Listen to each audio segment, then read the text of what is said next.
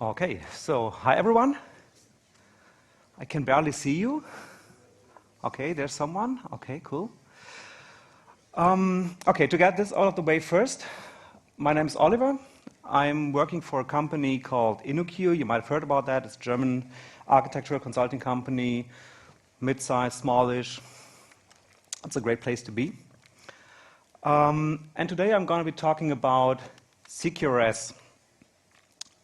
Actually, it's the second time I'm giving this talk in a movie theater. So it's at the same time, it's cool to see your slides in that size, but at the same time, it's also quite intimidating, especially when you see yourself up like that. Hi.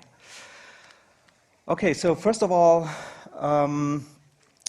who has ever heard about the acronym CQRS? Oh, that's a whole lot. Who knows what it is? A little bit less. Who would be able to explain it to someone? Still a little bit less. And now the most important question. Who has ever created a system based on CQRS? Okay. Okay, so it shows that the topic seems to be relevant because most of you have actually heard about it. A lot of you have some understanding of what it means. Some of you would also be able to explain it to someone, but only a very few of you have actually used it to build a system. And I think my point in giving this presentation is to make you all familiar with that topic and maybe encourage you to try to apply the principles behind that to the systems you're building. So first of all, what does CQRS actually mean? What is the acronym? It's short for Command Query Responsibility Segregation. And to understand what that really means, I suggest we first take a look at the default architecture that we have been using to build business application for what feels to me like a few hundred years. Everyone does it like that. It's the classical layered architecture. You have something like a user interface and probably a web application or some fat client, whatever. And then on the server side, there's probably something like a remote service facade, something that you use to exchange data transfer objects between your UI and the backend part of the application. And then most of the time, between this remote service facade and the actual data model behind that, there's something like application services. Places where you have taken some part of the business functionality, factor it out into services that are provided via the remote facade.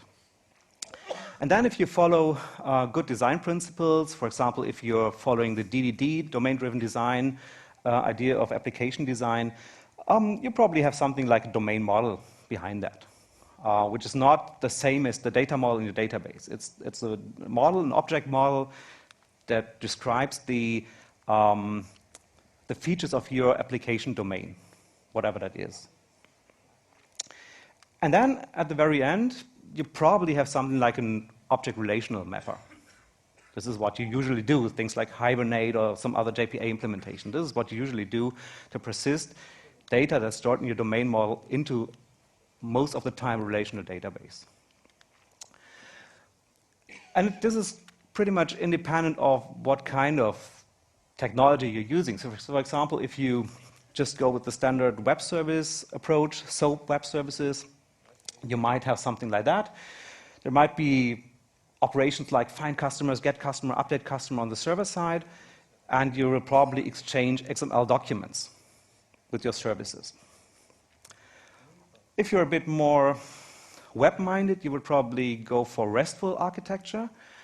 And then the application service, remote facade, would probably be something like a resource-oriented view on your system. You would have resources like customers, for example. And you would probably exchange JSON objects, because this is the way to go nowadays. So what do you think? Is there anything wrong with this?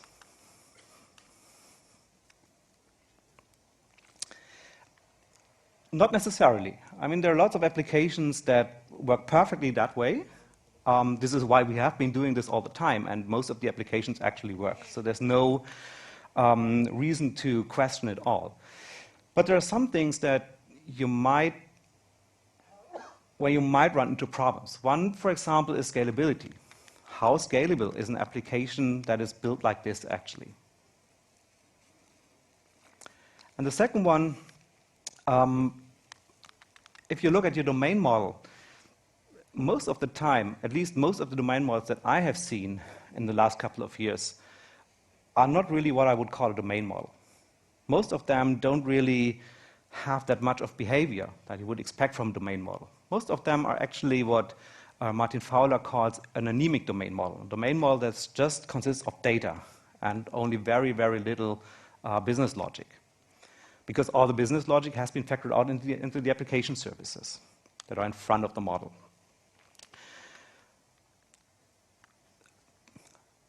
Does anyone know who this guy is? It's Bertrand Meillet. He's a professor at the ETH in Zurich. And do you know what he's famous for? There's one quote, and I think this is interesting because this is basically the basis for everything that we're going to be talking about today. In one of his books, he said, the features that characterize a class are divided into commands and queries. A command serves to modify objects, a query to return information about objects. And when he introduced this idea, he coined the term CQS. And CQS is an acronym for command query separation. Command query separation is a principle that is part of the design by contract methodology. It's a methodology that Bertrand Meillet and some of his co-workers have created back in the, I think in the 80s, late 80s. And it was first demonstrated in the Eiffel programming language. Has anyone ever heard about Eiffel or used Eiffel? Quite a bit. Okay. Yeah, I think Eiffel was quite famous in the late 80s as an academic language. So it was taught in some universities, and some people are a little bit familiar with that, but I don't think it has ever really been used in practice, really, to build large commercial systems. But anyway, there's some interesting ideas in Eiffel, and especially in the design by contract methodology. And this one, the CQRS, I think it's probably the most interesting one. And it's very simple. If you take a class, for example this one, the class foo, and the class foo has an operation command, and command doesn't return anything, and it has an operation query, and query returns a result. Then command would be an operation that mutates state, right? So it takes input parameters and does something to the state of the object, but it doesn't return a result. It just mutates the state of the object. In contrast, the query method would be one that doesn't have any side effects, right? It just returns a value. It doesn't change the state of the object. And these are two totally distinct things: changing state, mutating state, and delivering a result without changing state. And if you remember, the question that we were asking ourselves when we started to talk about CQRS was, what is CQRS? And I think this one pretty much sums it up. CQRS is basically CQS in the large, right? So CQS, the scope in CQRS is a single class. You just separate the interface of a single class into two parts, the command part, the query part. CQRS is basically the same, but the scope is larger. So, for example, in domain-driven design terms, the scope would be a bounded context. I mean, bounded context can mean a lot of things. It could be a whole application. It could be just a subsystem of an application. But it's certainly something that is larger than a single class. And if you apply the idea of separating queries and commands to something that is larger than a single class, then you would probably call it CQRS. The term CQRS was coined by, I think, by Greg Young. He's pretty famous in the .NET world and also in the DDD world. Has someone ever seen a talk by Greg? Okay, a couple of you. He's a great speaker, so whenever you have a chance to see him, do so. And he has great examples of how to apply all those patterns to .NET application and all that stuff. So it's really worthwhile to see him. Let's just look at an example. If you consider the application that we had before, and now we are talking about the application service layer. And consider there's a service called customer service. And I've just defined that in terms of Java interface, could be just about anything. Could be a whistle, whatever, any kind of interface that presents your system to the outside world. And in that case, I think you can easily see that there are those two classes of operations in there. There are certainly things like update customer that are supposed to mutate the state of whatever is behind that interface. And there are also things like get customer, which is supposed just to deliver data. It's not supposed to change anything, right? You would never expect a get operation to mutate data. So the one step that we would have to do to apply CQRS to that interface would be to just split it into two halves, right? So we would end up with a customer query service that contains the operations that don't mutate state, that just deliver data, and the customer command service, the service that contains all the operations that mutate data, that change data. And if we apply that to our default architecture of distributed business apps, it's a very simple thing. That's it. Right? You just take the command facade and the services, split it into two halves, command service, command facade, into query service, into query facade. And that's it. We have applied the CQRS pattern to this application. Really? That's it? I have 49 minutes left, and I'm done. Yeah, I mean, it's really it. I mean, this is CQRS. This is the CQRS pattern applied to an application architecture. And I think what's really notable is that the interesting thing about CQRS is never the pattern itself, because this is really, it's just nothing. It's just damn simple. The idea of applying CQRS is that it opens up options, right? It encourages you to think out of the box, to challenge the assumptions that you take for granted when you're talking about application architecture. And once you perform the step of separating things into two halves, there are lots of things you can do to further enhance your application architecture. And we'll see those steps now in the next couple of minutes. So basically what I'm going to tell you is forget most of what you've heard about how to build layered architecture applications. There are 6 assumptions that we often take for granted, and I'm going to try to not prove, but demonstrate or show you why I think those assumptions are not necessarily right, or don't have to be right in under all circumstances. Let's jump into the first one. The first assumption is reads and writes, right? Reading data, writing data, are strongly cohesive because they deal with the same objects, with the same domain objects, the same entities. So they must be part of the same bounded context in DoD terms, which in implementation terms could mean something like they must be handled by the same application. I think this is something that we usually take for granted. But actually, I don't think it's right. I think it's false. It doesn't have to be like that. There are alternative ways for dealing with that. If we take a look at our CQRS-ified architecture of distributed business apps, the one that we've just introduced, there is really no good reason why those reads and writes have to be handled by the same application.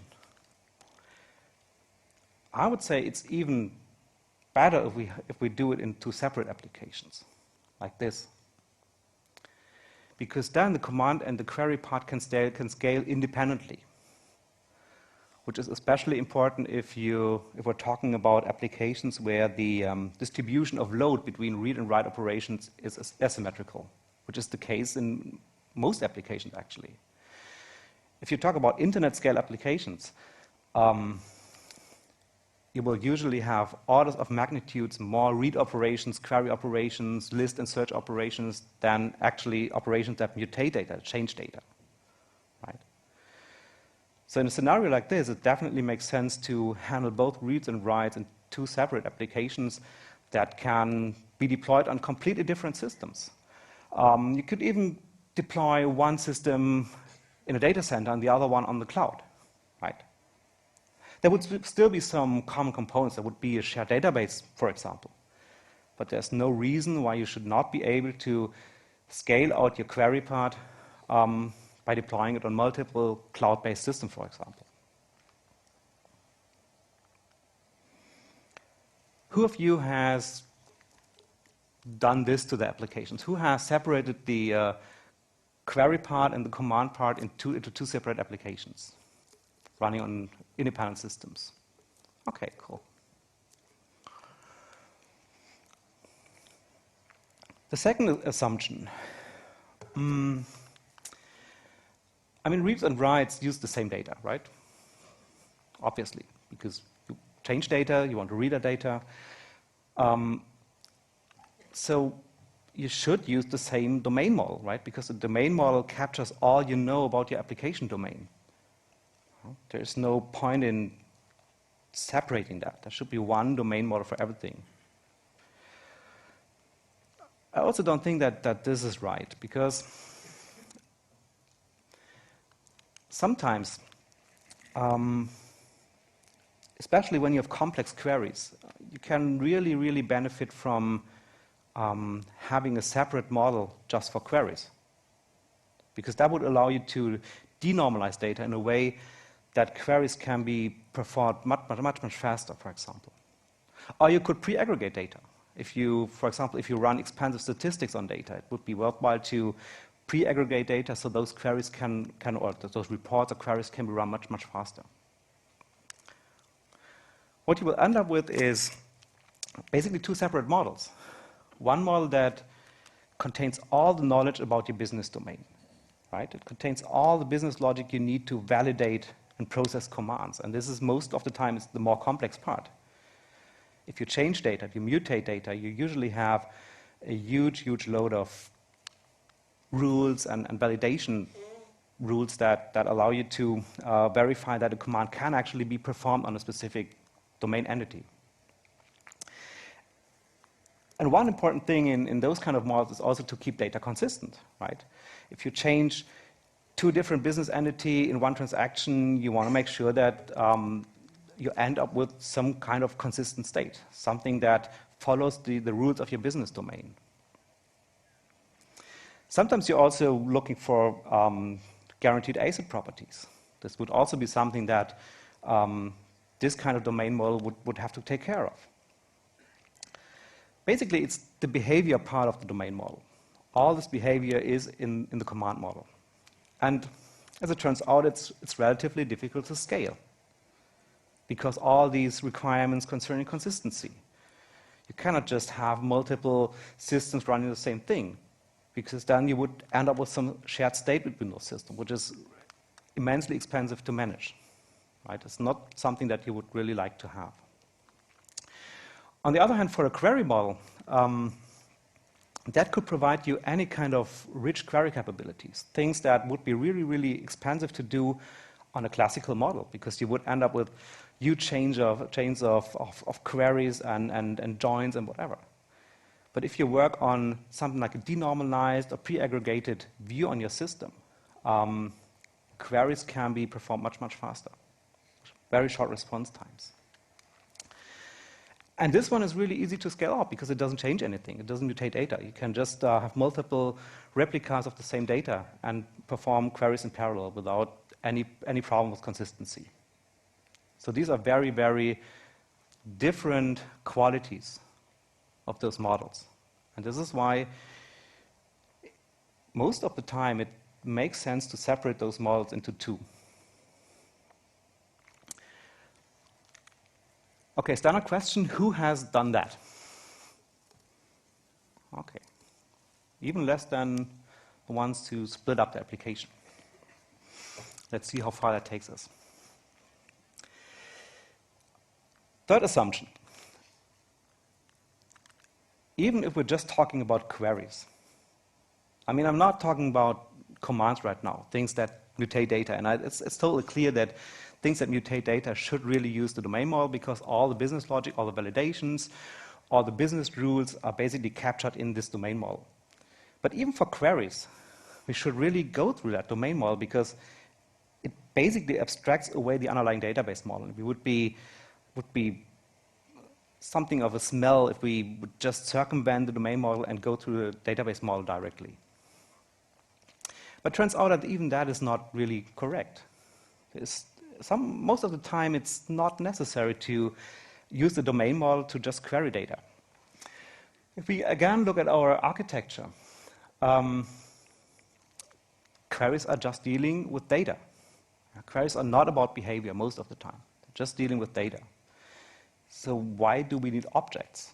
I mean, an object is data plus functionality. We don't need functionality for doing queries. So what is the point in using a fully fledged object model?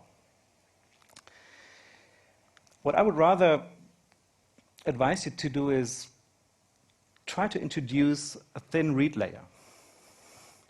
Very thin thing that just makes optimized use of the database's query capabilities. And then why don't you just leave out all the ORM stuff? I mean, ORMs are not really, don't provide great performance, are very, very hard to tune. So if anyone has ever tried to tune the query capabilities of something like Hibernate, this is a nightmare. And if you can do without an ORM, I think you're always better off. Just use plain SQL, because SQL is pretty good at doing queries. I mean, this is what it was made for. It's good at doing queries, very optimized. And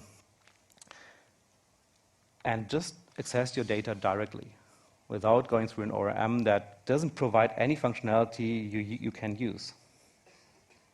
It even makes it harder for you to optimize your system. Who does that? Oh, cool. Quite a lot.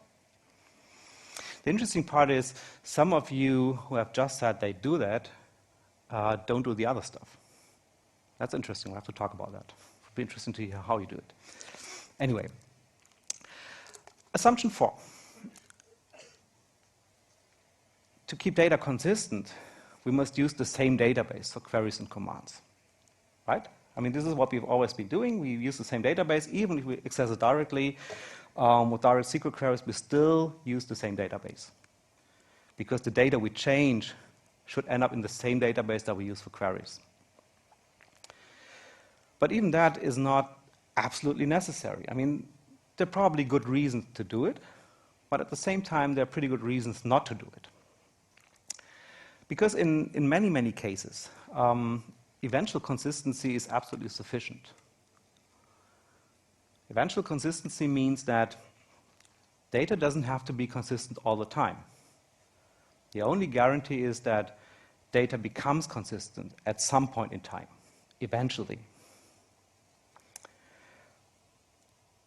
Why is that?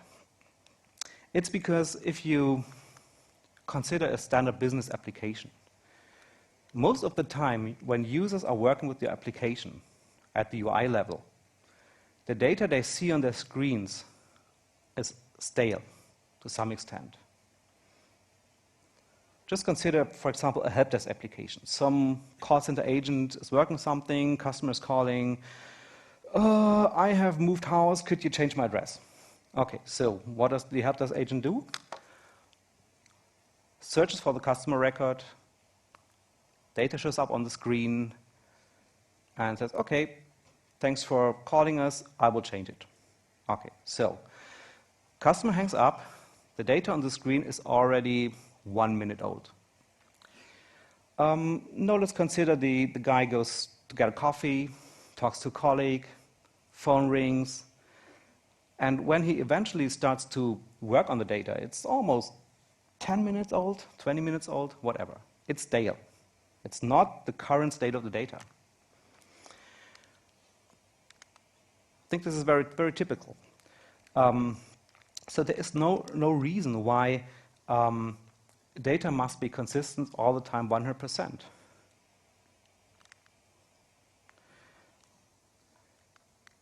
So what we could do,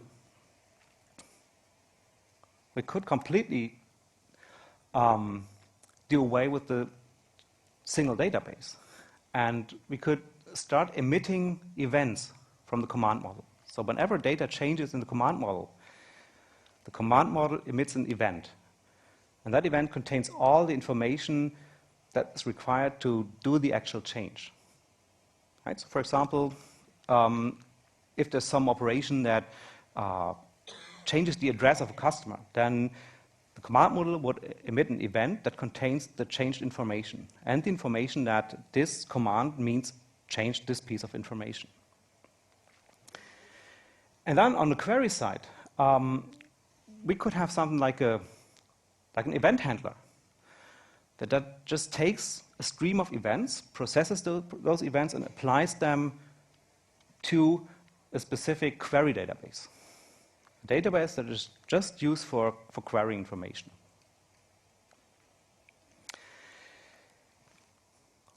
And it doesn't have to be a relational one, obviously. So it could be just any kind of storage that allows you to store events. And most of the time, a relational database would not be the best choice for that kind of storage. But there's one caveat to keep in mind. One problem that you could run into when you try to do that is that you might start to replicate business logic in the event handlers, right? Because you have some kind of domain logic in your command model that's used to process commands. And when the events you emit from the command model are too fine-grained, you might end up replicating some of that logic in the event handlers. And this is not a good thing. So I would advise you to only emit events after you have run all the validations, all the business rules, and the event should be really specific and just tell the event handlers what to do to the query database model, without any complex business behavior that needs to be performed at that level. This is important to keep in mind, otherwise you will probably end up with a lot of code duplication, which is never a good thing.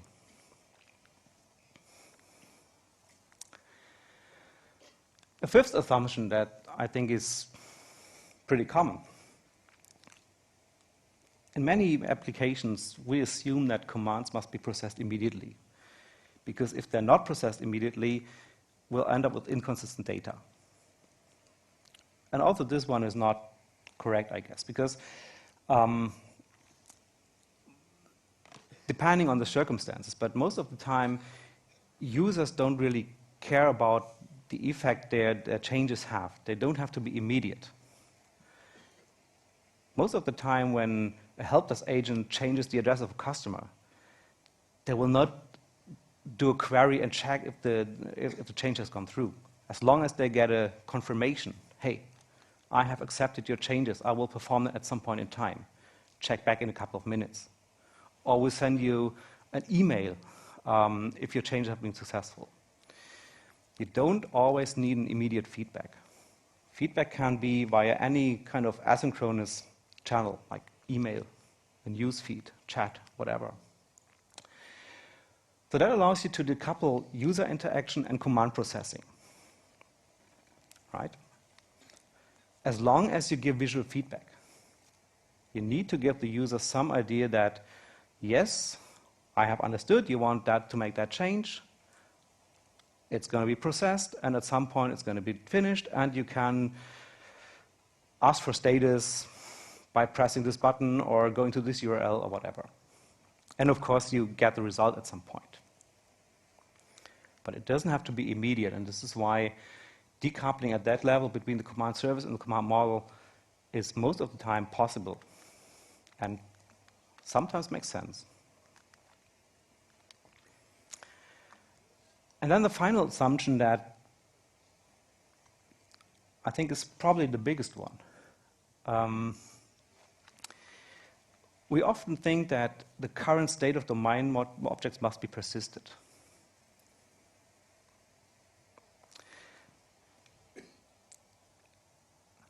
What does that mean? It means that if you look at your database, you can just issue an ad hoc query and get the state of some domain object, a customer, for example. But I don't think this is absolutely necessary. There are lots of situations where you don't really need this capability of doing ad hoc queries to relation to the database and figure out the state of an object. And in those cases, it's good to know that CQRS plays very well, and it's kind of a precondition for applying event sourcing. Who knows what event sourcing is? Okay, also quite a bit. Event sourcing is an architecture that doesn't store the state of an object, but it stores the events that lead to the state of an object, starting from some initial state. Right? So the whole lifetime of an object from creation to the current state is recorded in terms of events that contain single changes to the object state. And you can always recreate the state of an object at any point in time just by replaying those events. In that case, of course, the database doesn't hold the state, but it holds the events.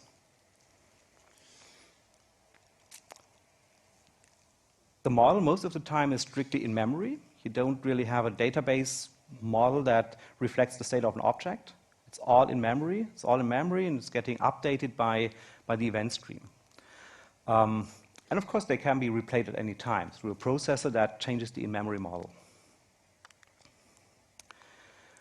Of course, the system needs to take care of recreating the state.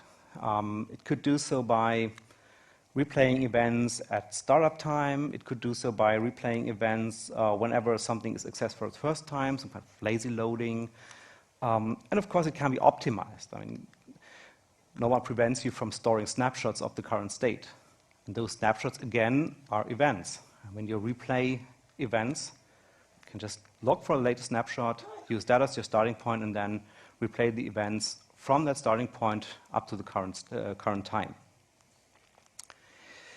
So what that means in a nutshell is, in event sourcing, you capture each update to the application state as an event. Right? So all the changes to domain objects are always the result of applying events. You never store a state. Every change is just a chain of events leading to that new changed state. Events are immutable. There is no point in chaining an event. I mean, an event is about something that has happened in the past. And we all know it's very, very difficult to change the past, unfortunately. So events are immutable. If there was an error, you have to create a new event that compensates for this error. Right? So it's always a very, very accurate description of what has happened over time.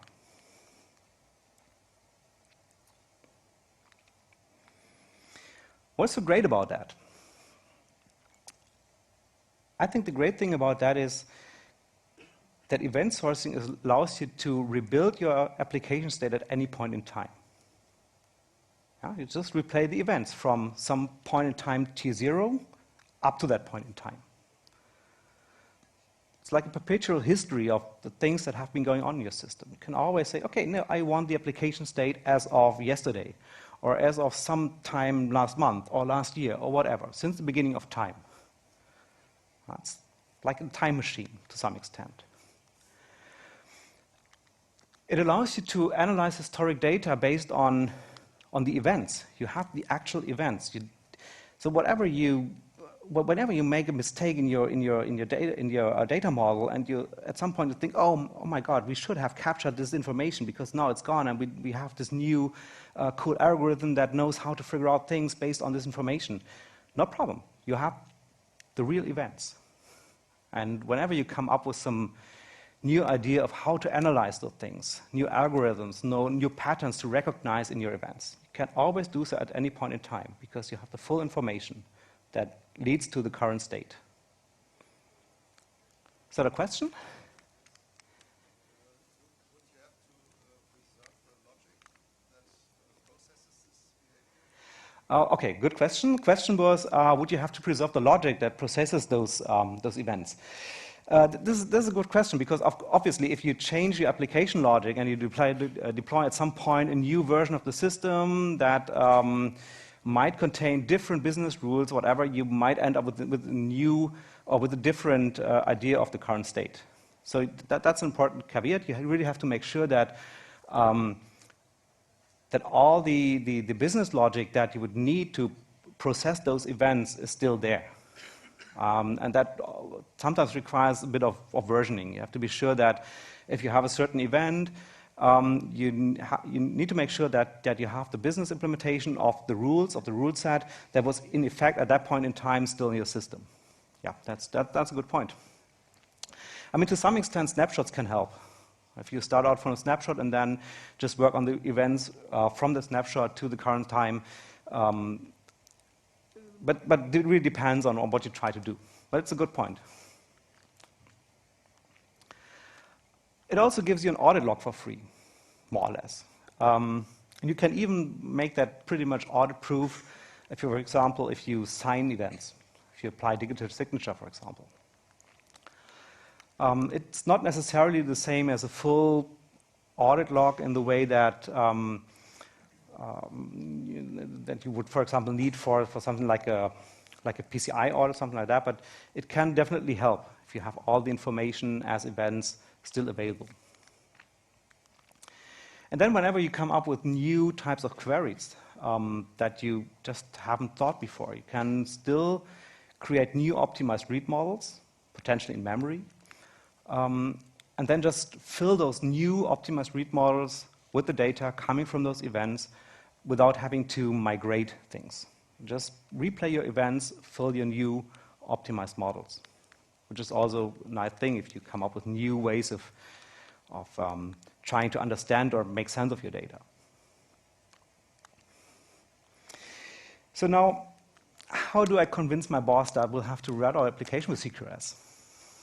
Because it's all cool and really want to do it. So what can I do to argue with him and say, okay, yeah, we really need to do that? I think chances are you don't really. Because one thing that is really important, and I'm a little bit enthusiastic about this whole idea, but then I think it must be made pretty clear that CQRS is not a silver bullet. It doesn't apply to any kind of to every kind of system, and it doesn't really help you in all cases. There are cases where it doesn't make any sense to apply any of those steps. The good thing is that it's not an all-or-nothing approach. You don't really have to go for a full event sourcing architecture to reap any of the benefits of CQRS.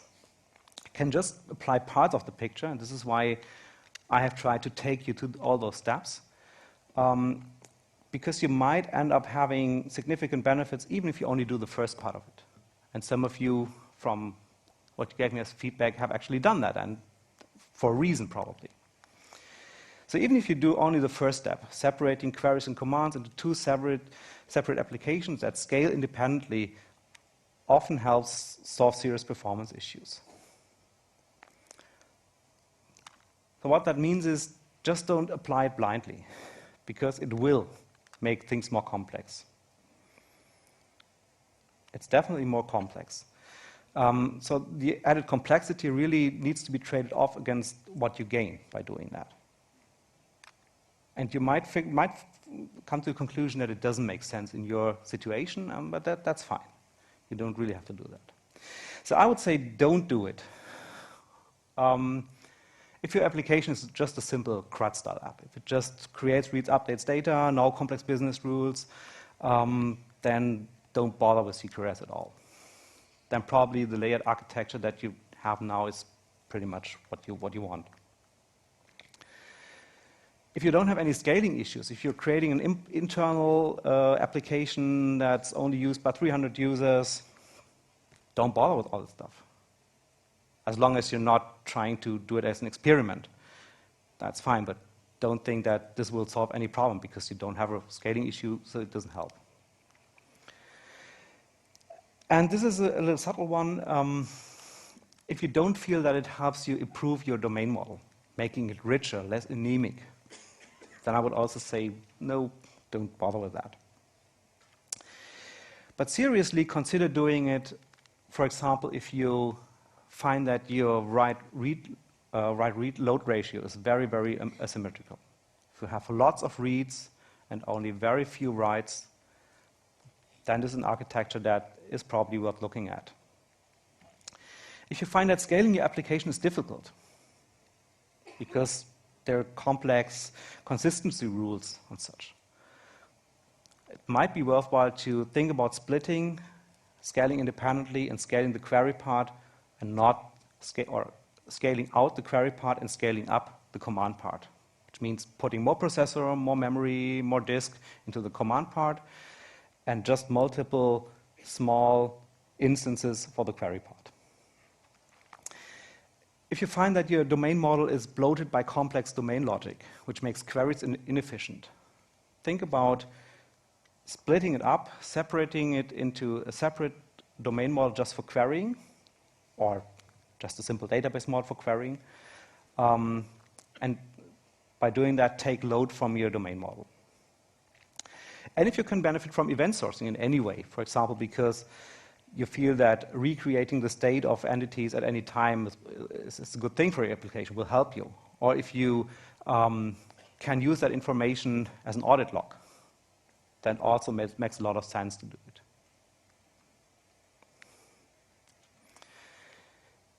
So one question that people frequently ask when I'm talking about CQRS or event sourcing is, are there any frameworks?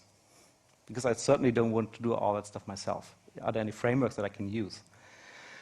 Turns out there are a couple, but nothing that is really all-encompassing. There's one which is really good, and I'll talk a little bit about that. It's Axon, the Axon framework. I think it's the most common one. Who has ever heard about Axon? Who uses Axon? Okay, yeah, just a few. There's another one which is pretty much known only in the .NET world. It's called Locat. And there are some more, but it's still an emerging field. So framework support is still a bit shaky. Okay, talking about Axon a little bit. Axon is Apache 2 licensed, so it's open source on a very liberal license.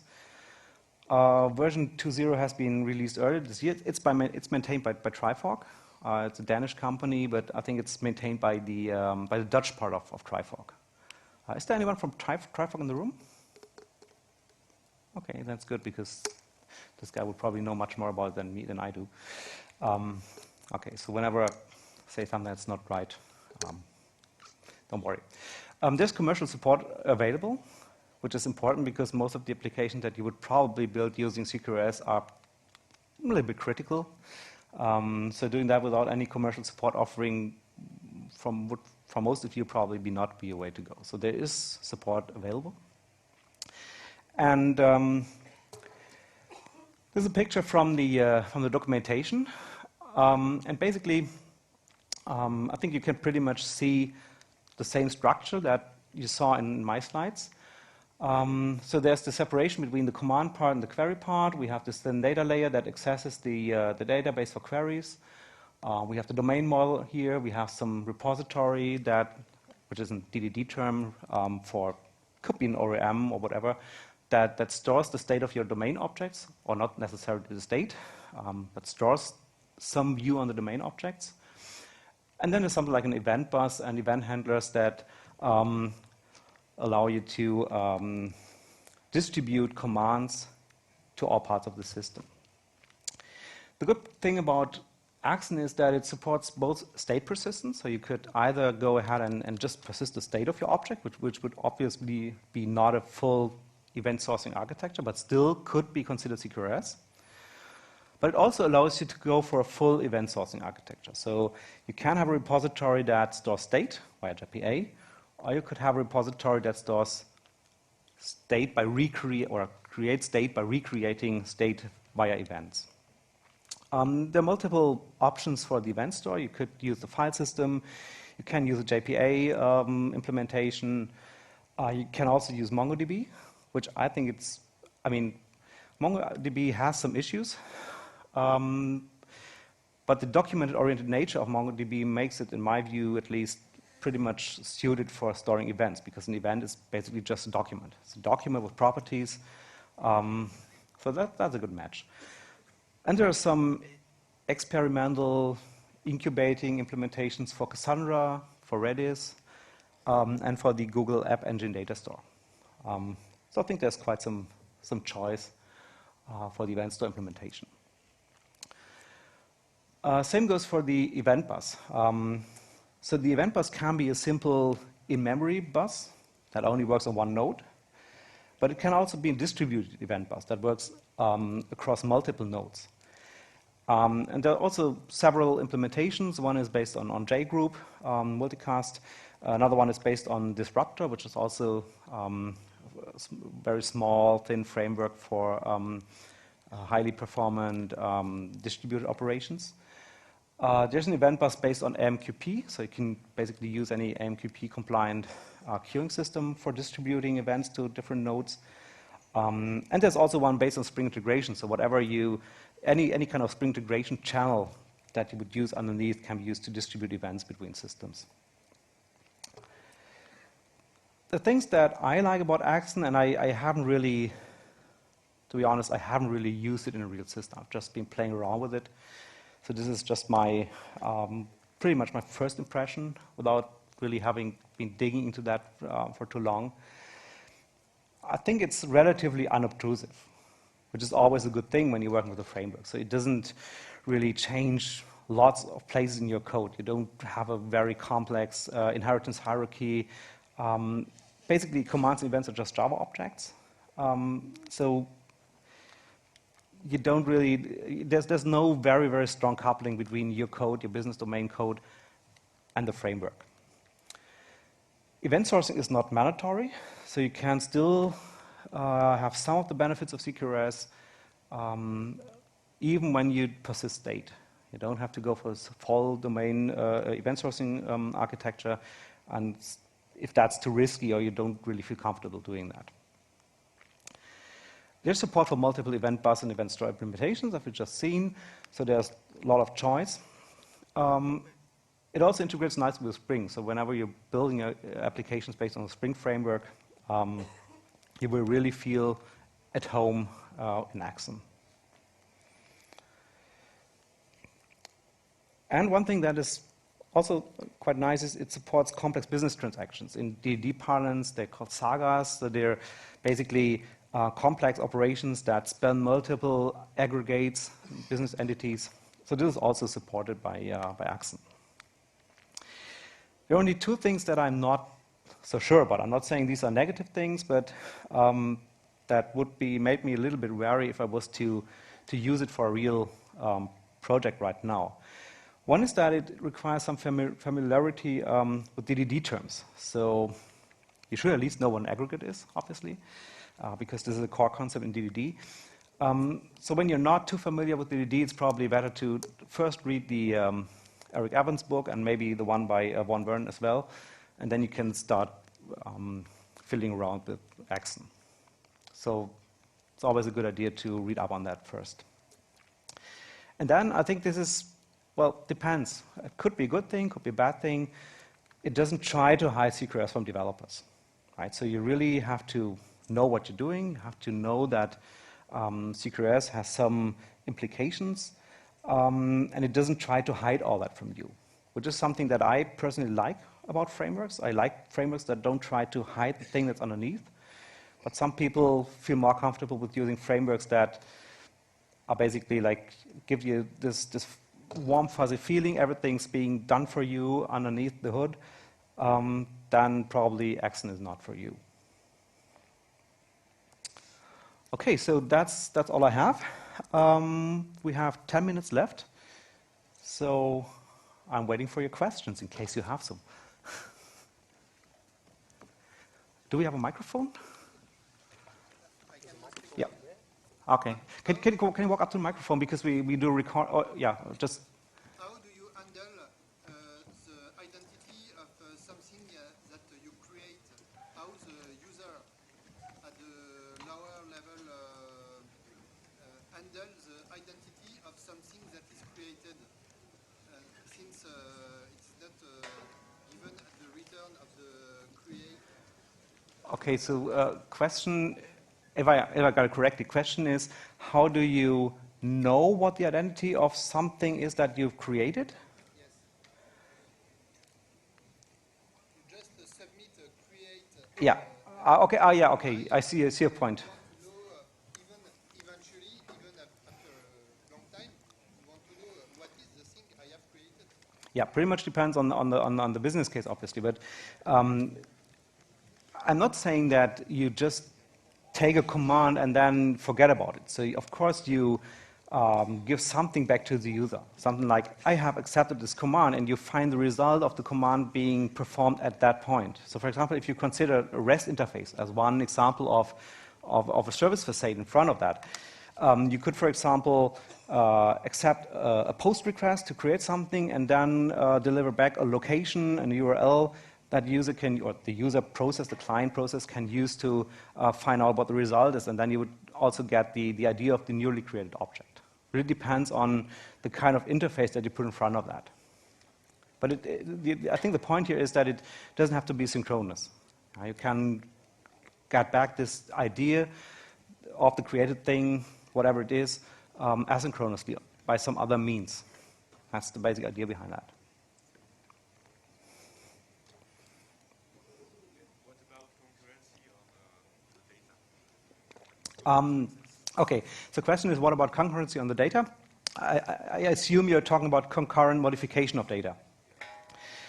There's nothing special. I mean, it's the same as you would have in any other system. You need some way of doing, for example, an optimistic locking, right? You have to figure out, based on a version of the state of an entity, whether this change applies to the current version or to some other version. And if you run into conflict, you need, of course, a conflict resolution mechanism. You need that anyway. Because whenever you have multiple users using the same system and you don't want to go for a pessimistic locking, you need some way of dealing with concurrent change.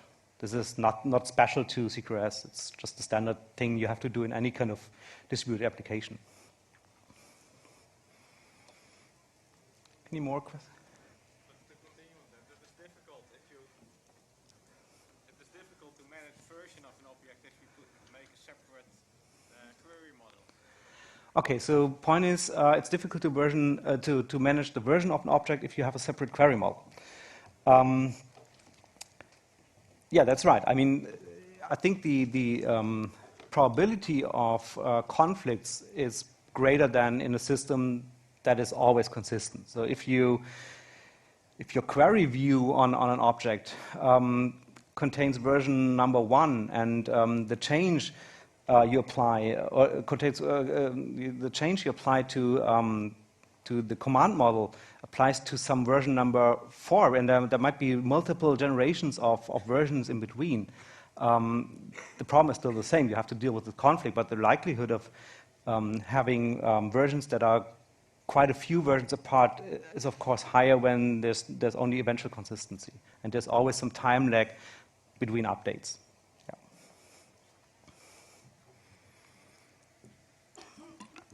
So this is why a system like that will be less efficient if you have lots of write operations. So it's really something that you should only consider if there's a huge difference between reads and writes. So you basically now have 3 applications, so one for the front end and 2 for the back end? Sorry, I didn't get the question. Now you have 3 applications, right? So you have a front-end application and a reader application and a writer application. Potentially, yeah. Potentially, you could also have.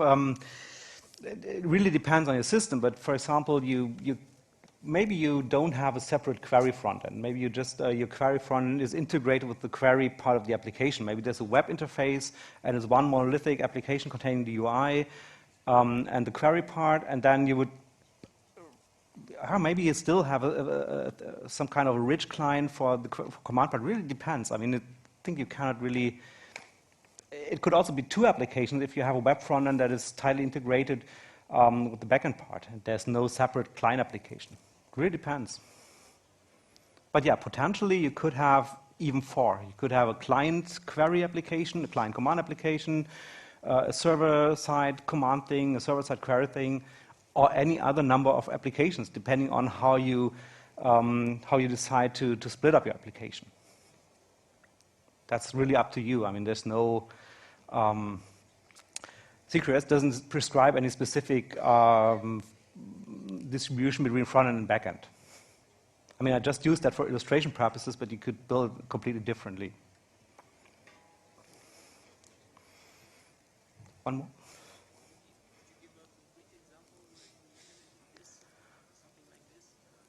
Sorry? Okay, so the question is, can I give a concrete example of where I implemented something like this? Actually, I, and I'm speaking for the colleagues in my company as well, we haven't really created a system that goes through all those steps right now, right? We have a couple of systems where we have this asymmetric distribution between reads and writes, which we have obviously separated into query and a command part. We do have some applications where we're working on optimized query models that allow for very fast queries. But I have yet to see among our customers an application that is really go through all the steps up to real event sourcing. We're just now working on one, but we haven't yet decided how far we're going to take this concept, because it's an application in the banking domain. So it's about not really core banking system, but it's very highly configurable, multi-tenant banking operation system that is supposed to be event-driven. And we're just now trying to figure out whether it makes sense to go for a full event sourcing architecture or just keep the risk a little bit down and use state persistence, but try to make it expandable so that we can go for event sourcing at some point in time.